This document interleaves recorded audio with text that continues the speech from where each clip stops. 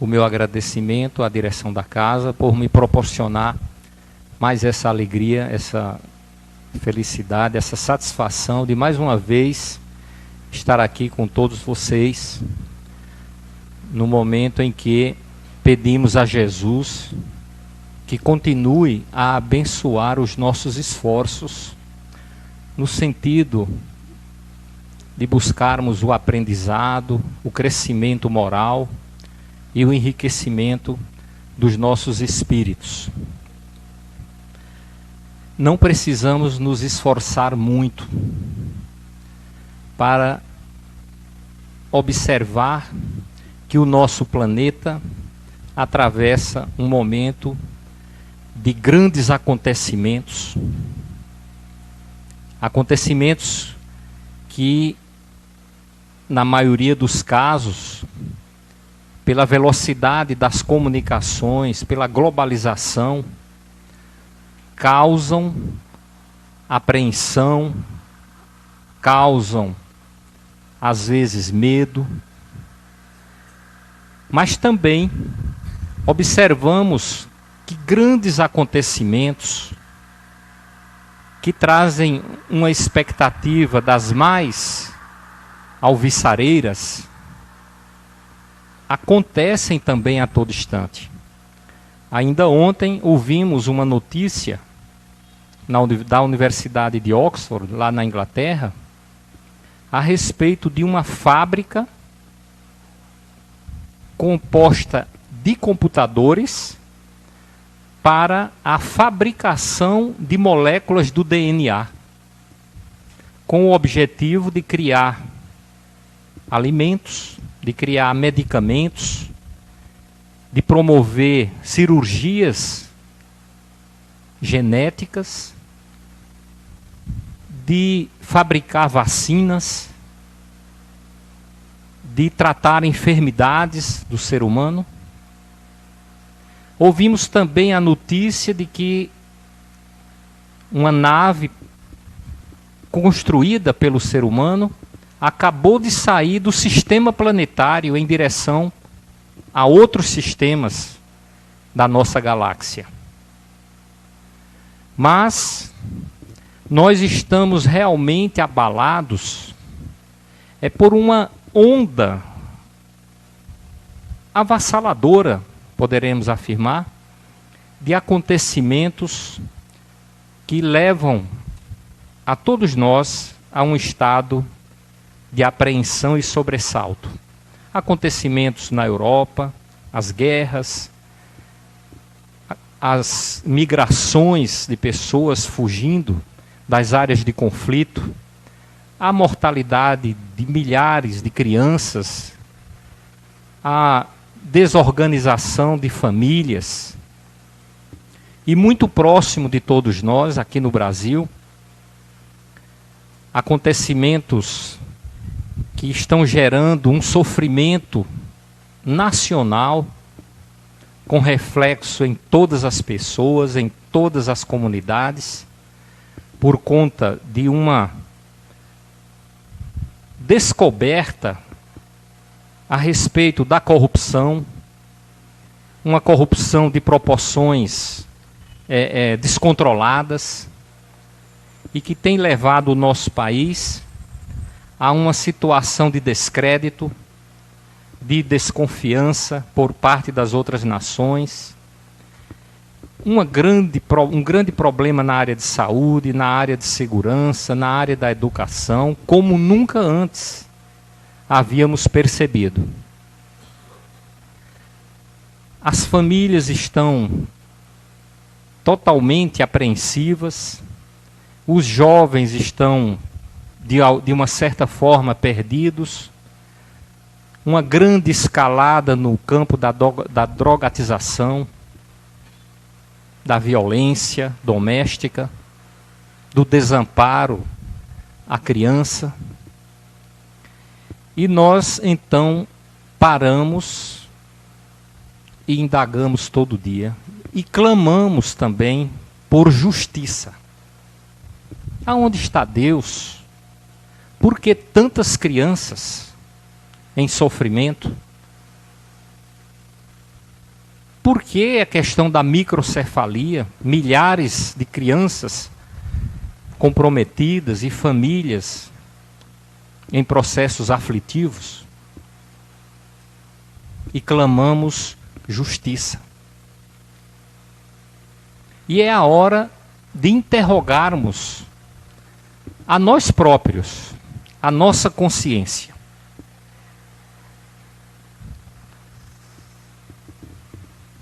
Analisando essa passagem bíblica, em que vamos encontrar na Gênesis a seguinte citação: Eis que hoje me lanças da face da terra, e da tua face me esconderei, e serei fugitivo e vagabundo na terra. E será que todo aquele que me achar me matará. É uma declaração de Caim, após matar Abel, trazendo desde esses tempos remotos o simbolismo do mal, da maldade, que faz parte do aprendizado do espírito humano em evolução. E ele, com o peso na consciência, ao ser expulso do paraíso, com a citação de que viveria errante e fugitivo sobre a terra, ele então, com esse peso da consciência, com esse remorso, fala para Deus que estava muito preocupado, porque todo aquele que me achar me matará. Ao que Deus lhe responde: qualquer um que matar a Caim, 7 vezes será castigado. Já colocando que ninguém poderá fazer justiça com as próprias mãos, que as próprias leis divinas se encarregarão de promover a justiça a cada um no tempo certo, no momento adequado e até na reencarnação apropriada, para que aquele processo se concretize, objetivando uma finalidade: a educação de Caim, que está dentro de todos nós. E pôs o Senhor um sinal em Caim, porque todo aquele colherá de acordo com as suas obras.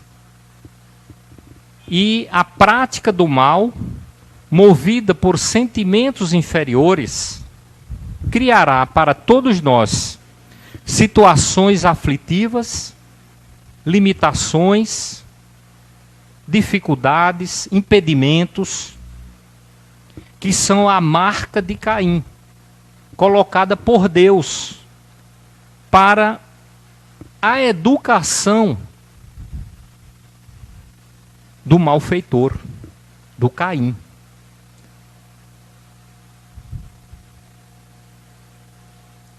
Para que o não ferisse qualquer que o achasse. Mais adiante no Novo Testamento, Jesus vem declarar: os escândalos são necessários. São injustiças à luz da nossa visão imediata e ante o nível de conscientização que já alcançamos. Porém, perante as leis divinas, dentro de uma percepção de eternidade, de evolução, os escândalos são necessários para que se cumpra a justiça. Mas ai daquele que for o agente do escândalo, porque responderá também perante as leis divinas. E que justiça é essa? Que precisa do escândalo para que ela se cumpra. É a justiça divina, que não é a justiça dos homens, porque ela tem uma característica muito especial, que é a característica da misericórdia, que é o que nós iremos analisar ao longo da nossa conversa. Qual é a nossa noção de justiça? Que pensamentos nos invadem diante de um escândalo? Como os que estão acontecendo no nosso país hoje. O conhecimento da reencarnação, para nós espíritas, melhorou nossa noção de justiça? Ou ainda estamos detidos naquela observação, naquela conotação de que nós pagamos hoje pelo que fizemos no passado? Ou será que a aflição de hoje existe por providência divina para a educação dos nossos sentimentos que ainda persistem hoje de forma totalmente inadequada, praticamente igual àqueles sentimentos que nos fizeram errar no passado? Porque se já fôssemos justos e bons, como propõe o Evangelho, hoje, e Deus nos enviasse aflições educativas, ele seria injusto, seria sádico, porque nem assim agimos nós com os nossos filhos. Qual o tamanho do Deus que você ama? O das penas eternas? Aquele que castiga, o que deve ser temido, ou o Deus da infinita sabedoria, da infinita providência, da infinita bondade e da infinita misericórdia? Como é que compreendemos o nosso Deus? Como é que entendemos a necessidade, muitas vezes, da resignação diante do sofrimento? Qual deve ser a nossa atitude, a nossa postura diante das aflições do mundo? Muito em particular, no momento atual que estamos vivenciando, segundo as revelações espirituais, período de transição, período das últimas chances para o espírito testar os seus valores e adquirir os valores que o credenciam a permanecer num mundo, num planeta regenerado. Fomos chamados trabalhadores da última hora. Qual é o significado do trabalhador da última hora? Será que é aquele que se dedica ao trabalho de divulgação do Evangelho, da doutrina espírita? Será que é aquele que se dedica ao trabalho fraterno, de ajuda aos idosos, às crianças, aos carentes? Ou será aquele que tem, neste momento atual, as últimas chances para trabalhar os valores internos da sua individualidade?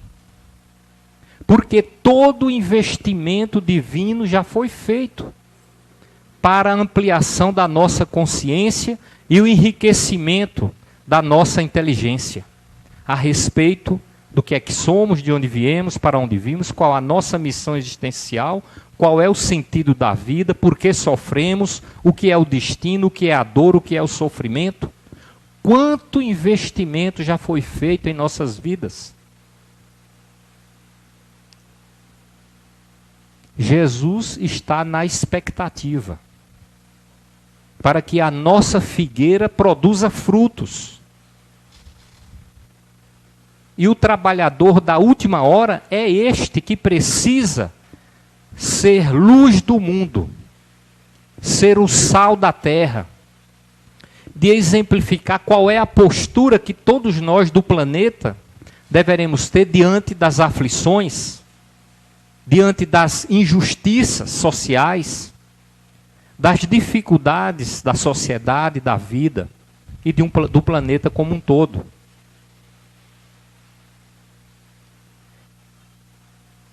O trabalho fraterno tem que ser uma consequência dessa construção interior, íntima. E não algo que a gente faça para realizarmos uma barganha com o plano espiritual, com Jesus ou com os espíritos, para mostrar o quanto nós estamos trabalhando. É preciso atentarmos para essa questão, porque não basta fazer o bem, é imprescindível sermos bons, construirmos uma ética, construirmos o amor dentro de nós. Aí estaremos nos credenciando para receber o salário do trabalhador da última hora, que é o mesmo salário do trabalhador da primeira hora, da segunda hora, da terceira hora, que realizaram dentro de si a construção do reino dos céus. E esse salário é a vivência das alegrias celestiais que se incorporam às nossas vidas, automática e imediatamente após a introjeção de uma vida sintonizada com o Evangelho de Jesus. É essa a expectativa, porque a terra terá que ser promovida.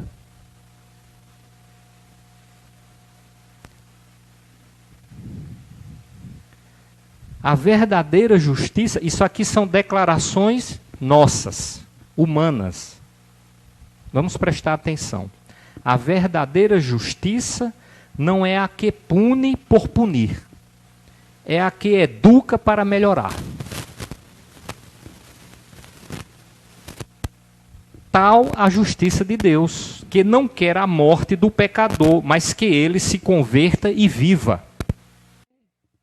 Que o equívoco, o erro, o pecado, a transgressão, seja erradicada da nossa conduta no dia a dia. E quando isso acontece, automaticamente recebemos o salário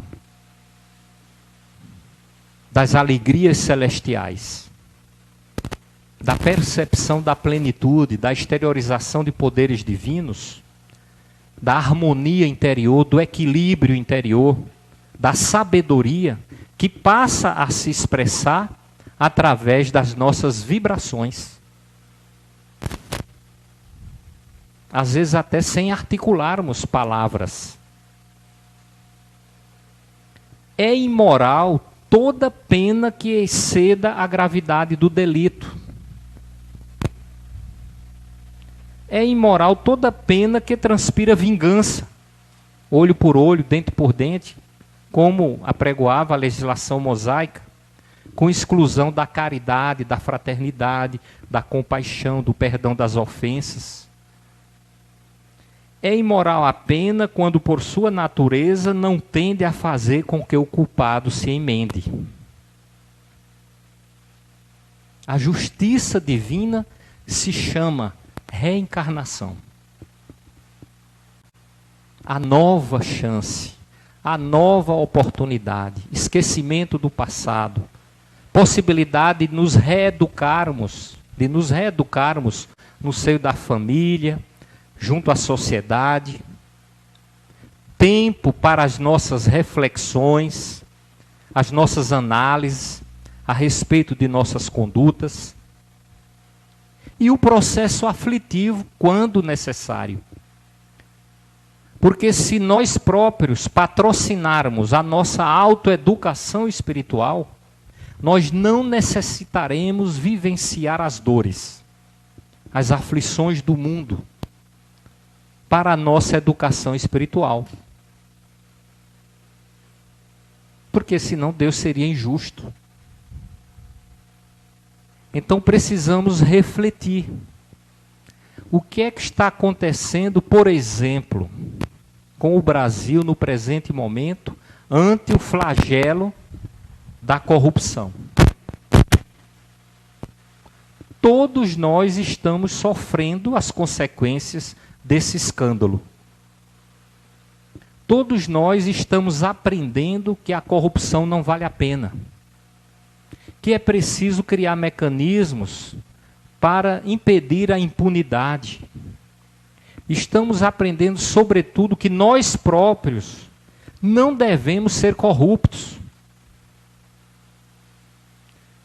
que não podemos enganar as pessoas, enganar os nossos patrões, enganar o governo, o pagamento dos impostos, que precisamos cuidar da natureza. É o que estamos aprendendo de forma coletiva. E se estamos aprendendo é porque todos nós temos problemas nessa área.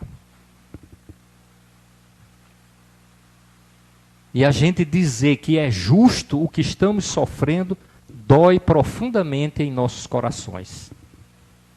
Mas é a realidade. O Brasil haverá de sair-se melhor como país, como povo, após passar dessa fase. Todas as aflições e dores estão ocorrendo no planeta e em nosso país, porque ainda há tempo para que todos aqueles que estão sofrendo promovam dentro de si um processo de transformação, de reformulação de valores, de ideias, de atitudes, de pensamentos na convivência social. As crianças que estão aí aos milhares com microcefalia, esses espíritos não estão passando por isso por acaso, num período de transição planetária. É porque ainda há tempo. Porque senão Deus haveria de transferi-los já para um mundo primitivo, ou de provas e expiações, para que eles lá dessem sequência. Mas elas estão aí sofrendo, nós estamos sendo convocados a acolhê-las, a conviver com esse processo aflitivo e aprendermos todos juntos a lição da fraternidade, que haverá de unir a todos os povos da terra logo mais. Porque os tempos são chegados. Que processos estão ocorrendo na intimidade de todos aqueles que estão sob o guante de sofrimentos pesados e atrozes? Que cirurgias espirituais estão ocorrendo na intimidade dos espíritos, sobre a supervisão de Deus, nosso Pai?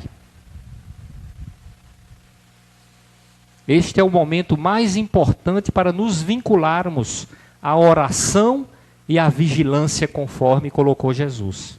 A oração que nos dá forças, energia, que fortalece a nossa fé, que nos abre o entendimento para as reflexões mais adequadas.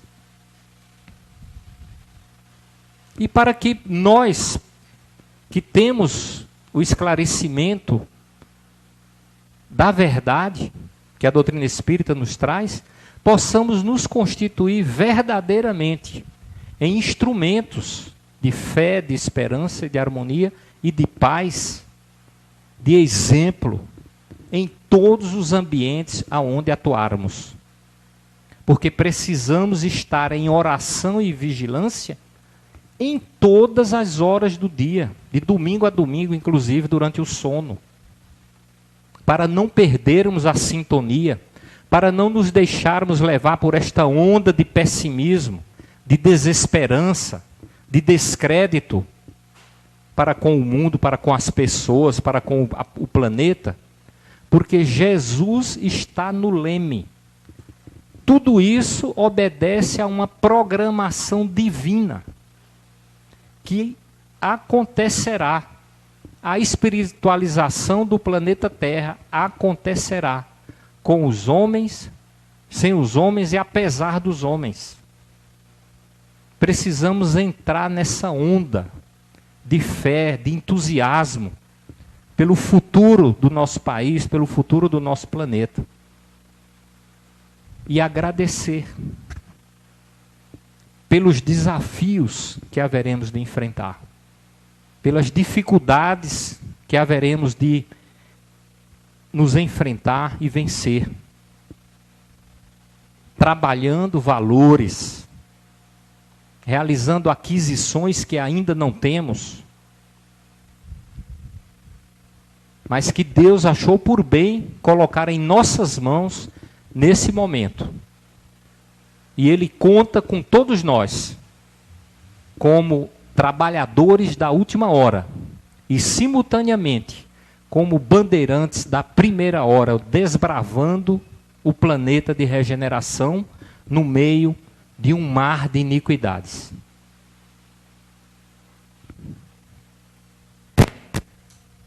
Os homens, com a sua inteligência, chegaram a resultados que jamais haviam alcançado sob o ponto de vista das ciências, das artes e do bem-estar material. Resta-lhes ainda um imenso progresso a realizar, o de fazerem que entre si reinem a caridade, a fraternidade, a solidariedade, que lhes assegurem o bem-estar moral. E para isso faz-se preciso destruir tudo o que superexcite neles o egoísmo e o orgulho. E essa destruição, às vezes, se acompanha de grandes aflições para apodrecer o nosso orgulho, a nossa vaidade. Calamidades, doenças, enfermidades, viroses, como as que aí estão, com um aspecto assim bastante ameaçador para toda a humanidade, haja vista os processos de globalização em decorrência dos meios de transporte, da facilidade de deslocamento das populações. E todos nós estamos envolvidos num único contexto. Somos uma grande família planetária, quer queiramos ou não. E precisamos nos ajudar mutuamente, se quisermos sobreviver. É necessário que aconteçam os escândalos, para que se cumpra a justiça. Mas ai daqueles que forem os agentes dos escândalos, prestarão contas a Deus. Então é justo, providencial, tudo o que estamos passando. E precisamos aprender com o sofrimento, com um sentimento de gratidão e confiança na paternidade divina, que quer a nossa felicidade, que quer a nossa sanidade e que jamais quererá nos destruir. Então, se adotarmos esta sintonia, haveremos de ter forças, de permanecermos em harmonia em que pese o ambiente de desarmonia. E seremos instrumentos de paz, luzes para o mundo. Seremos o sal da terra e o fermento das massas, como propôs Jesus. A justiça é, acima de tudo, amor que corrige e sabedoria que educa. É chegado o tempo de um reajustamento de todos os valores humanos. As aflições estão ocorrendo porque há necessidade de um reajustamento dos valores humanos. Porque o planeta será promovido. Os tempos são chegados. Se as dolorosas expiações coletivas preludiam a época dos últimos ais do Apocalipse, a espiritualidade tem de penetrar as realizações do homem físico, conduzindo-as para o bem de toda a humanidade. Isso é uma profecia maravilhosa, feita por Kardec, no livro A Gênese. Convoco todos a estudar esse livro, muito particularmente os 2 últimos capítulos, que trata de tudo o que está acontecendo hoje, atualmente, para o nosso esclarecimento, para a nossa vigilância e para direcionar o nosso comportamento. O caso da doença é o escoadouro das enfermidades da alma. Não existiriam as doenças se nós não precisássemos escoar as enfermidades das nossas almas.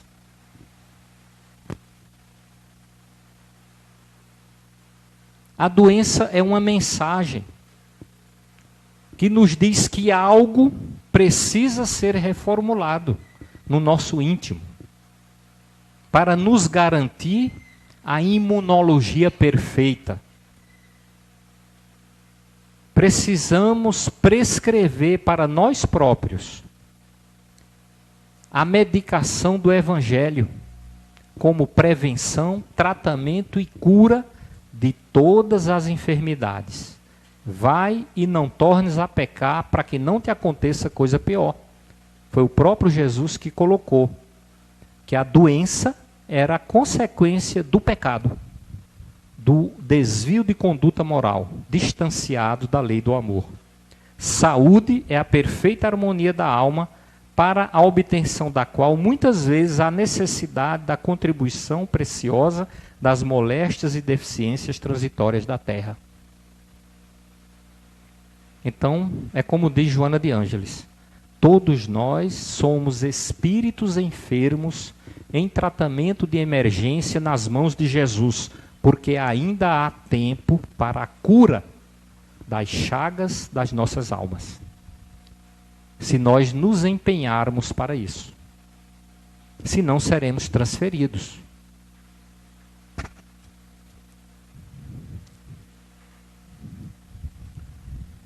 A geração que desaparece levará consigo seus erros e prejuízos.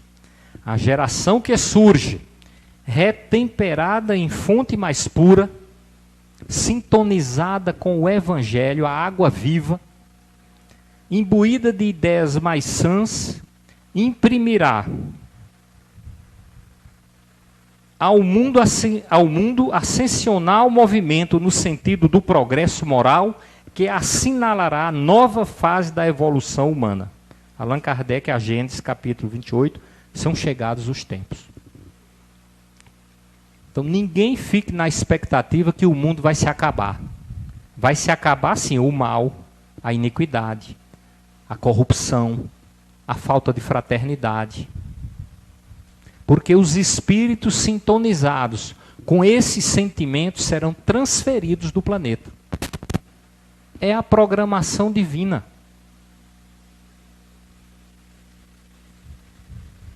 É o próprio Jesus que coloca que no final dos tempos o joio será separado do trigo. Os bodes serão separados das ovelhas. E os mansos e pacíficos herdarão a terra.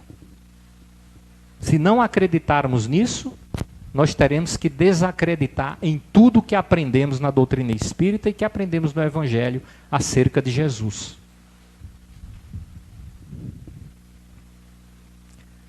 Trabalhadores da última hora, fostes honrados com o convite do Mestre para vos constituirdes no alicerce da era nova, nos bandeirantes trabalhadores da primeira hora do mundo regenerado. O que é que iremos, aonde é que estaremos daqui a 1000 anos? Olhando para trás, para aquele período de transição, de grandes dificuldades. O que é que diremos para nós mesmos? Será que vamos dizer, eu estava lá e sou agradecido a Deus por tudo que eu pude realizar? Ou você vai estar num mundo de provas e expiações, nas trevas exteriores, com choro e ranger de dentes, lamentando a sua ineficácia, a sua incapacidade de sintonizar com a regeneração do planeta? Jesus não quer que nós realizemos grandes tarefas no campo da assistência social. Ele quer que nós, nesse momento, nos reformulemos a nós mesmos individualmente, porque isto por si só bastará para sermos luzes do mundo, cumprindo o nosso dever dentro da nossa família, no nosso trabalho como profissionais, em todos os campos por onde transitarmos, sintonizados com Jesus, com o bem, com o amor, com a ética, jamais sendo coniventes com a corrupção, com o mal, com o querer se dar bem a todo custo e acima das pessoas. Esta é a hora de semearmos a luz. Nunca o mundo foi tão fértil, infelizmente, de necessidades, de carências, de sofrimentos, de dores, de doenças, câncer, infarto, infecções, problemas financeiros, desestruturação familiar, drogas, roubo, matança, delinquência de todo tipo, corrupção. Não é só no Brasil. E é interessante que o próprio desenvolvimento tecnológico, no mundo globalizado, como é o caso, por exemplo, da internet, revelou esse escândalo aí, lá do paper, né? Lá do Panamá, milhões de informações denunciando a corrupção no mundo inteiro. Será que isso não tem a mão de Jesus? O que é que a humanidade está aprendendo com isso? Até quando continuaremos refratários à necessidade de fazermos o bem, de sermos éticos? Doutrina espírita, em período de transição, explicação da justiça divina, é a resposta de Deus às dores do mundo e aos clamores da terra. É a luz para contrabalançar as questões perturbadoras do comportamento social e emocional dos nossos tempos. Aqueles que desconhecem a doutrina espírita estão clamando justiça. Muitos deles perderam a esperança. Um grande número deles blasfemam contra a divindade e descreem no próprio Deus que os criou. E é para estes que deveremos direcionar a nossa atenção, o nosso exemplo, o nosso acolhimento, a nossa postura como espíritas. Porque o espiritismo é o mais apto, a mais apta de todas as doutrinas e filosofias do planeta, para secundar o movimento de regeneração planetária. Por isso é ele contemporâneo desse movimento, surgiu agora, 100 e poucos anos atrás. Porque não há nenhum conhecimento no mundo hoje superior à doutrina espírita, que é a síntese do conhecimento humano para responder a todas as indagações humanas. E nós detemos esse tesouro. O que é que vamos fazer com isso? O que é que diremos a Jesus depois do nosso desencarne, na presente vida? Que papel desempenhamos no seio da nossa família, dos nossos vizinhos, dos nossos desafetos, dos inimigos? Qual foi a nossa atitude mental? Que tipo de luz nós podemos irradiar ou passar para as pessoas que entraram em contato conosco durante a nossa encarnação? Fica para a reflexão de cada um. Bem-aventurados os mansos e pacíficos, que herdarão a terra e serão chamados filhos de Deus. O que é filhos de Deus? O que é Deus? Deus é amor. Ser filho do amor é ser amor. E o amor é a maior força do universo. E nós ainda desconhecemos o poder e a força do amor. E às vezes nos negamos a servir ao próximo, a servir até aqueles a quem amamos dentro da nossa casa, que dirá os desconhecidos. Sonegamos o amor às pessoas. E muitas vezes nem precisa ir ao encontro delas. Basta o exemplo de correção, de consistência, de sintonia com o amor. É isso que vai nos credenciar a permanecer no planeta regenerado. Então, que Jesus possa iluminar as nossas mentes, que nós possamos retemperar os nossos espíritos nesse momento de transição planetária em que fomos convocados a sermos trabalhadores da última hora, soldados do Cristo, no enfrentamento das dores, das aflições, das dificuldades humanas. E que possamos nos regozijar pela possibilidade de estar